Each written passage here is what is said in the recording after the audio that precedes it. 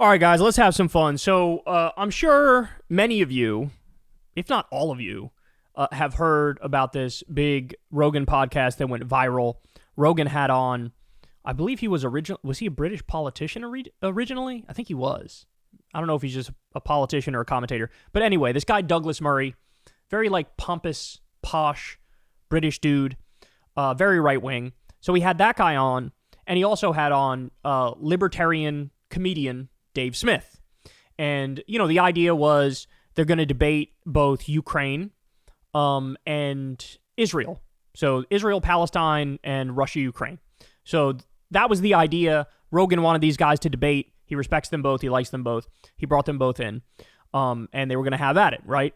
And the podcast went kind of viral because basically Douglas Murray treated it as a bit of an intervention for Rogan.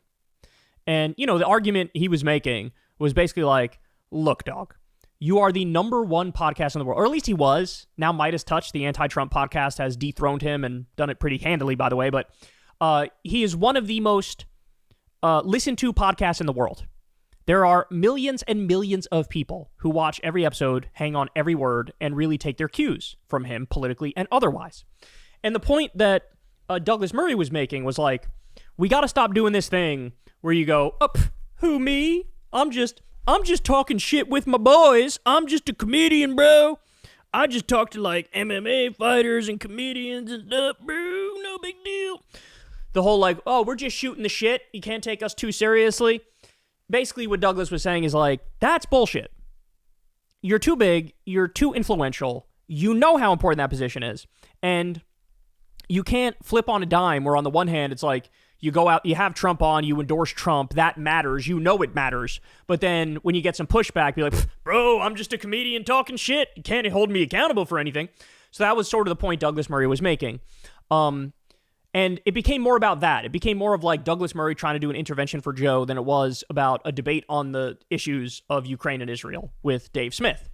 Now, having said that, Douglas Murray has, in the reaction of the internet, he has mostly been on the losing side of this debate. There's some people who are defending him, but most people are not. Most people are on the side of Dave Smith, and that's because Douglas Murray came across as incredibly pompous, and he made some really bad arguments. Like, he basically said to Dave Smith at one point, like, have you ever been to Gaza?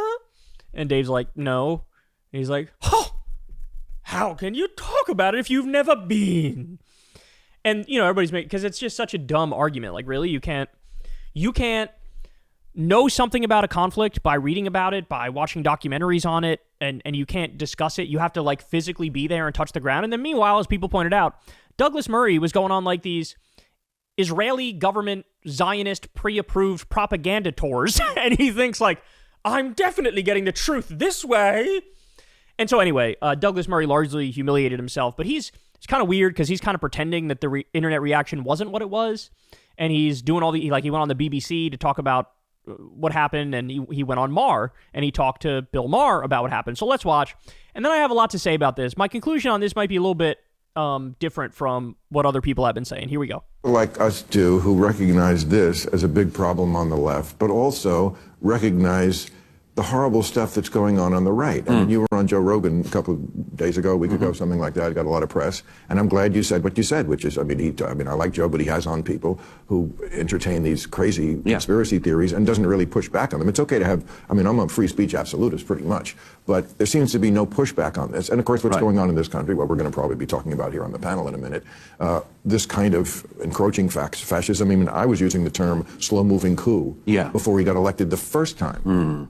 So let me just point out before Douglas responds, Daryl Cooper was one of the points that Douglas Murray made. He brought up this guy Daryl Cooper, who's like this amateur historian who read David Irving's book and other stuff, Pat Buchanan stuff, and he was on Rogan's show, and we did a segment on this. We titled it like the Joe Rogan Nazi apologist experience or something, because this guy is just a Nazi. Right? He masks it sometimes, he plays cutesy with it sometimes, but he really is just a Nazi. He had that famous quote saying that Churchill was the chief villain of World War II. But apart from that, he's had some like direct tweets that kind of admit. He put up a picture of like drag queens doing the opening ceremony at the Olympics and put up a picture of the Nazis in France, because the Olympics were in France that year, and he goes, this picture is far more preferable in every imaginable way to this picture. So in other words, it's better to live under Nazi rule than have drag queens. Yeah, you're a Nazi, right? Like, I don't know what you again, you might try to hide it, you might try to play cutesy with it, you might try to soften it or whatever, but it is what it is. You're a Nazi. And so this is kind of the point Maher's making, is like, you have on guys like that, and you act like he's giving you the real history, the objective history, and you don't push back. And so, yeah, you are, purposefully or not, sending your audience down a pipeline where, like, next thing you know, they're going to be doing outright Holocaust denial, right? And so on that point, I think Maher's actually correct. And I think that criticism of Rogan, I think, is absolutely valid. It's always interesting to see what happens at the point of victory. What do you do with your victory? And if those people on the American right who are now in the ascendant, if they decide that they want to use their point of victory to, for instance, lie about the origins of the Russia-Ukraine war, or lie about the nature of Hamas, or lie about the state of Israel, or lie about history. I mean, the reason I did this pushback is, I mean, you just have to. I mean, you just have to, in my view. It's basic social hygiene. If you've got somebody who's coming along who pretends to be a historian, who then can always do the thing of saying, oh, I actually don't call myself a historian, it's just other people I allow to call me a historian. Like I'm not a car mechanic, but if I kept on being introduced as a car mechanic, I would say, oh, no, you got the wrong guy. So they don't mind it. They don't mind it. They have this slip out. These people that I was trying to call out on Joe's show, they are doing things like, Hitler wasn't that much of an anti-Semite. True. That literally Darryl Cooper made that argument. And then he got fact-checked into oblivion in the community notes where there was like, here's a direct quote from Hitler before the Holocaust, giving a speech saying the problem is the Jews and we're going to... And Joe genuinely doesn't see it with Darryl Cooper. He really, oh no, you're smearing him, you're strawmanning him. And it's like, how many direct quotes do you have to see when he lets the fucking mask slip and he says what he really thinks before you go, oh, the guy's a fucking crank and a Nazi? And Joe doesn't see it, and he still won't see it. It doesn't matter. I could give you a long compilation of all of the evidence that this man is a fucking Nazi. And Joe will go, no, he's not, bro. He's just like interesting different historical narratives, and those different historical narratives actually are just nuanced, and really he agrees overall with what everybody else thinks, but he just wants to give you these interesting different facts about how Hitler actually wasn't all that anti-Semitic. And it's like, shut the fuck up. Like, just shut the fuck up, Joe. Like, he can't see the plain face read. And this is why, for example, what is the fucking fight that's going on with, like, you got, like, these archaeologists fighting on his show, a real one named Flint Dibble, and then the Graham Hancock, who's a fucking fraud, and he takes the side of the fraud because he doesn't fucking know anything. He doesn't know anything. Joe is all about vibes.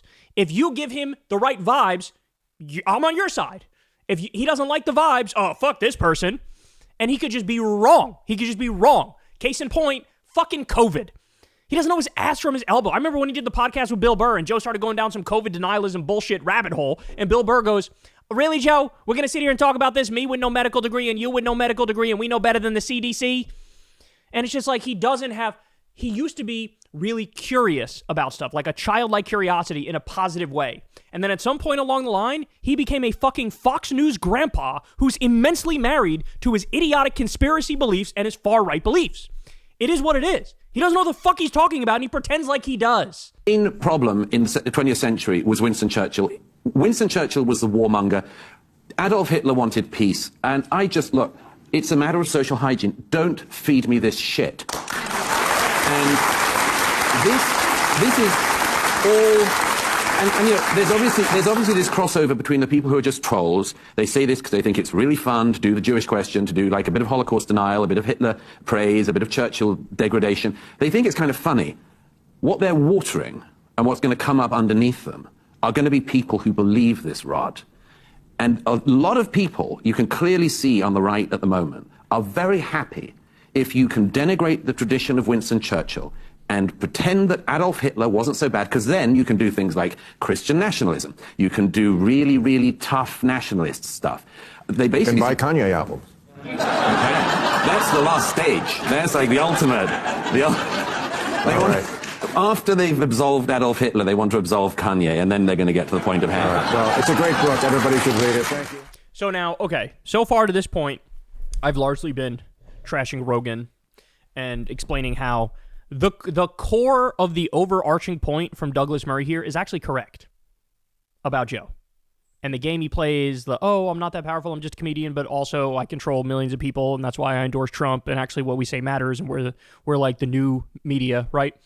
But here's where it all falls apart, unfortunately, is Douglas Murray is the last motherfucker on earth who can make this point to anybody. For those of you who don't know, he is a ultra Zionist, and he is the most brazen and loud and pathetic genocide denier when it comes to Palestine, when it comes to Gaza. This is one of those fucking assholes who still pretends like the mass murder of innocent men, women, and children is actually just Israel being really careful and only going after the Hamas militants. I'm not kidding. Nobody has ever been more wrong about anything in human history than Douglas Murray is on the issue of Israel and Palestine. He is full on just choking on the Israeli Hasbara cock on a daily basis. Just everything Netanyahu says. He's all about that bullshit. So I watched, by the way, don't torture yourself with this, but I did it for you. I watched the entire podcast. And like I said, it was very infuriating for me because the overall critique of Douglas Murray about Rogan and the Rogan sphere is correct. They do play this game where it's like, no, I'm just a comedian. No, we're just talking shit. No, we're just boys. But then they also wield this massive power in a way where he has Trump on and he has J.D. Vance on and he endorses them and he sucks off the robber barons and he actually plays a serious role in our politics and he has more sway than anybody on CNN or fucking MSNBC or whatever the fuck, right? So he's right about that. And he's right about, like, you have on these fucking COVID fringe freaks and you got convinced of that and now you don't have anybody with the mainstream and correct opinion. Right about that too, although I think Douglas Murray is also wrong about COVID. So, my point is, he is not the one to make the criticism. Because I have no doubt, Douglas Murray, he would, if he had his own platform, he would obviously only bring on people who have his position on Israel and Gaza. And I would say, you're the one with the freak fringe position, which is dangerous in that scenario. Right? So, he's not the one to make the criticism. He can't make the criticism. Because it all falls apart for him because he is guilty of the thing that he's accusing Joe of being guilty of. He's guilty of the thing of we need only more experts and people who are sober and reality-based. And it's like, hey, asshole, you've been denying Amnesty International and the United Nations and every human rights group under the sun when they tell you this is a genocide, this is an ethnic cleansing, they've killed at least 50,000 people, over 90% of which are civilians, carpet bombing babies and starving them to death. And you look at that and swat it aside and be like, that doesn't count. It's like, so it's really frustrating because now this particular criticism of Joe, which is an accurate criticism of Joe, it's easy to dismiss it. It's easier, I should say, to dismiss it because the guy who's making it is also an immensely biased pseudo-expert. You know what I'm saying? This is an immensely biased pseudo-expert lecturing Joe for being an immensely biased pseudo-expert. And it's like, you know what? You're both that, okay? You're both that. That's the bottom line. You're both that. And Dave Smith, who's a libertarian, I love him on 50% of the issues. I hate him on 50% of the issues. But in terms of the actual outcome of the debate itself, Dave Smith destroyed him. Douglas Murray came across as pompous, came across as smug, made a bunch of points that really made no sense and were kind of embarrassing. And Dave Smith tried to stick to the actual issues in question, right? So anyway, that's my takeaway from it. I got no love for Joe these days. I really don't. I think the overarching criticism of you platform cranks, you give them a voice, you make their position more mainstream. That is absolutely true. It's true on COVID. It's true on supporting Trump. It's true on Darryl Cooper with his fucking Nazi apologetics. It's true on all that stuff, but Douglas Murray himself could also eat a massive dick because this is a guy who is not living by the thing he's preaching here. He's guilty of the same thing he's accusing Joe of doing, which is you are immensely biased and you can't see the plain-faced truth about Israel and Palestine and what they're doing in Gaza, and so you don't have a fucking leg to stand on. Right? Never mind the fact that, he's so concerned about, the rise of white nationalism. It's like, motherfucker, you helped introduce this into the body politic because his big thing for the past however many years was about how evil Muslims are and how we should have no Muslim immigration and how they're changing our quota in Western society. And those are a lot of the talking points that morphed into. People just took that mindset about Muslim bad, keep them out, and then they just changed it to Jews now. Right? So, it's your mindset. They just took it a step further. So he's in no position to make these arguments. But anyway, there you have it. As you can tell, everybody loses is my analysis of that podcast. Everybody fucking lost. And it's a real shame because that criticism of Rogan, the overarching point, is right. You just need somebody who has more credibility to make that argument. Not that Joe would ever accept it because he gets super fucking defensive, right? Not that any of the people in the Rogan sphere would ever accept it, but it is definitely a true criticism. And deep down, he probably does know it. You are in way over your fucking head, son. You are in way over your fucking head. You don't know dick about policy. You don't know dick about more than half the shit you're talking about when it comes to politics and foreign policy and economics and things of that nature, and COVID. And unfortunately, I don't think that's going to change. The only thing that'll happen is with time, he'll get more and more washed. But the good news is he's already getting there. So mission half accomplished. All right, guys, that's the show. Love you all very much. You know the drill. Everybody, please click like, click subscribe, click that bell icon so you get a notification every single time a video drops. Deeply, deeply appreciate that. Remember, man, never had a conversation with an advertiser, never done an ad read, never will. You guys support this show from the ground up. This is true grassroots funded media. Thank you to everybody who pays $2 a month or $5 a month or $7 a month on Patreon. You guys keep it going. If you'd like to consider supporting the show, please do that below the Patreon link, or you could support Crystal Kyle and Friends on Substack. That link is also below. And as I've been saying a lot lately, go to Corin's World, the YouTube channel, and subscribe there because we're posting Kyle and Corin videos over there. All right, guys. I love y'all. I'll talk to you soon. Peace. Hey, y'all. Do me a favor and like and subscribe. It helps out big time in the algorithm. Click the bell as well for notifications when videos drop. And watch that video on screen right now. You know you want to.